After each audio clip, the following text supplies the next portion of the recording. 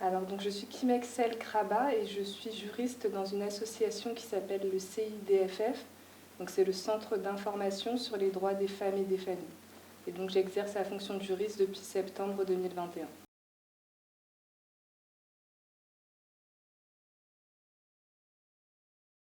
Alors, c'est une association qu'on va retrouver sur le niveau départemental.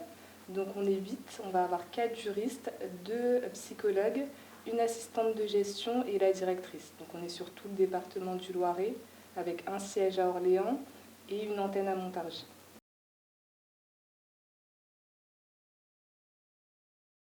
Du coup, ça fait plusieurs années qu'on a un beau partenariat avec le planning familial. Donc, on a été amené à mener différentes actions avec eux. Donc, notamment un groupe de parole auprès de femmes victimes de mutilations génitales féminines et également un autre événement dans le cadre du 8 mars l'année dernière sur les droits des femmes lesbiennes. Donc, on est en contact assez régulièrement.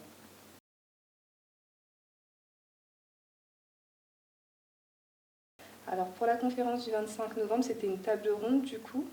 Et c'est pas un exercice facile initialement, mais ça a été vraiment un très beau moment pour moi de par les échanges qu'il y a eu entre les participantes, les éclairages également des différents professionnels.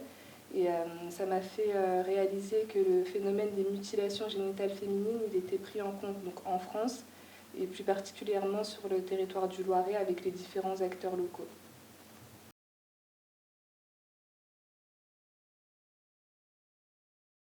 Alors, c'est une bonne question que je me suis déjà posée plusieurs fois. Je pense que c'est dû à mon parcours, à mon histoire, mais je pense que c'est aussi surtout la volonté de pouvoir apporter ma pierre à l'édifice concernant tout ce qui est violence faite aux femmes et également les droits des femmes.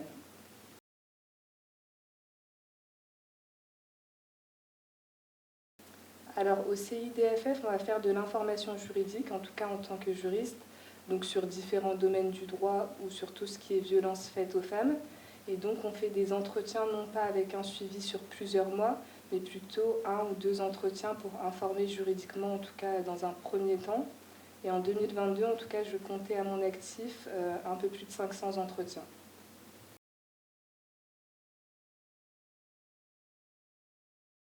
Alors effectivement, il y a cette possibilité de demander l'asile.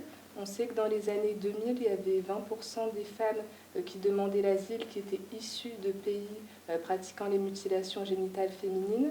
Et on a eu en plus une recrudescence de ce type de demande d'asile, mais on se rend compte qu'au final, ce n'est pas forcément automatique. Donc il faut remplir certaines conditions pour pouvoir avoir le statut de réfugié lorsqu'on risque une mutilation génitale féminine.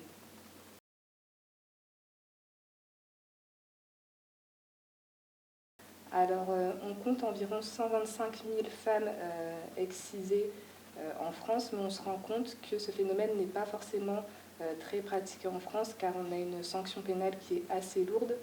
Le vrai risque, ça sera plutôt lorsque les femmes ou les jeunes filles vont repartir en vacances dans leur pays d'origine.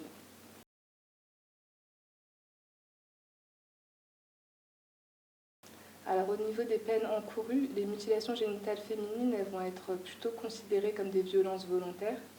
Et le code pénal, il va sanctionner donc ces violences volontaires de 10 ans d'emprisonnement et 150 000 euros d'amende.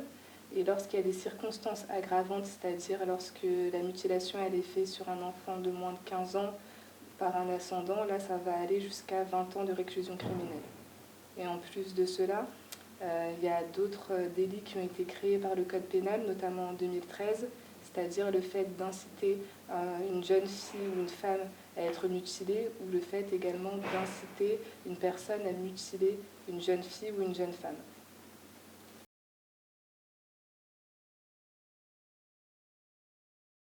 Et effectivement, je pense que pour répondre à cette question, il faut revenir au but des mutilations génitales féminines, le but étant de contrôler la sexualité de la femme en lui retirant le plaisir et éviter qu'elle ait plusieurs partenaires. Et lorsqu'on part de ce postulat-là, on voit qu'il y a une certaine inégalité entre les hommes et les femmes, étant donné que les femmes elles vont être réduites soit à un objet de désir et un objet permettant de donner du plaisir à l'homme, ou soit elles vont être réduites à leur rôle de procréation. Donc on a vraiment cette inégalité qui est très marquée, en tout cas dans la pratique des mutilations génitales féminines.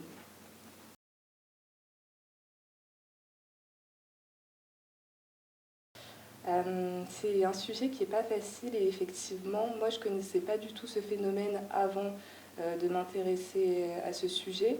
Je l'ai connu au cours de mes études dans un stage de fin d'études, donc c'était en Côte d'Ivoire, à Abidjan. Donc c'était un phénomène qui était totalement difficile et nouveau pour moi, mais j'ai appris à prendre du recul et je pense que c'est nécessaire qu'il y ait des personnes qui puissent être là pour aider ces femmes.